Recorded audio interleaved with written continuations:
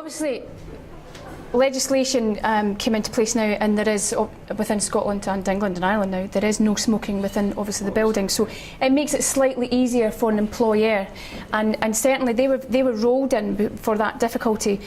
Precedent and custom and practice was most employers always allowed cigarette breaks, and yes, that does cause an instance with your morale where you've got an individual. I mean, some people would take cigarette breaks every hour on there and they're about for 15 minutes, and you think, well, hold on a minute, I'm a non-smoker and I don't do that. My opinion would be to just put a blanket ban on it. The policy that I have in my workplace is there is no smoking, there is no gathering for smoking outside the front doors, because that reflects badly again on your business. So it's no smoking, full stop. Nobody gets the smoke breaks, and that's it. There are some companies that obviously they provide outdoor facilities and with a little bit of cover for them, and they do allow smoke breaks. That's down to an individual employer, and what you need to do there is, in a policy in that instance, then obviously it would state quite clearly that yes, we have a provision for smoking. Generally, most employers these days have a blanket ban, or they dictate you can, go for your smoke break. However, it must be on your own time, i.e. your lunch hour. Some organisations give tea breaks and afternoon breaks, for example, but at no other point are they allowed to nip out for that little, cigarette break, for example. I personally, and obviously it's easy for me because I'm a non-smoker, but I personally would have a blanket ban on it, more because I don't think it's nice when you pass companies or buildings and you've got half a dozen people all standing outside with a cigarette in their hand. I think it's very unprofessional, and I personally just don't like it. I would always give a recommendation, you do a blanket ban, and in that way, if you're looking, you put policies and frameworks in place so that you really can have consistency throughout the business.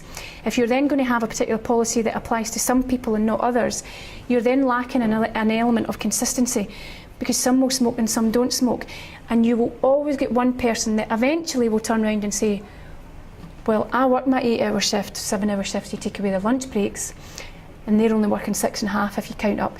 Your consistency, and when you get into that, where do you draw the line and where do you get that consistency? Therefore, I would put a blanket ban, but some companies do it. If you're going to do it, I would recommend that you make it very specific and you only allow that smoke break in their own time, and obviously legally you must provide facilities for those individuals to take that cigarette break. Well, that's a good way of doing it, because then obviously that consistency for your other employees, there's fairness and it's transparent. Therefore, if they're going to be smoking, effectively they're smoking on their own time. The company's quite happy to give them that flexibility, but there's structure to ensure that they can apply the consistency to all employees. And the bigger your company is, then the more difficult some of these things become to manage. But obviously the law's now been in place for a couple of years. I forget actually what it's like to go into a pub or any other building where it was predominantly you could smell the smoke. The bigger the employer is, the more difficult it is, and in those instances they do tend to have a facility in place. Normally it's always at the back of the building, but a number of buildings, for example in Glasgow city centre, they don't have that luxury, and they are big call centre organisations, for example. They allow the break, but that's where you've got to think of internally how you want your business to be managed, how you want the ethos, how you want your employees internally, your fairness and consistency. And that's a particular area that has to be managed so that there is transparency and fairness with those who don't smoke against those who do.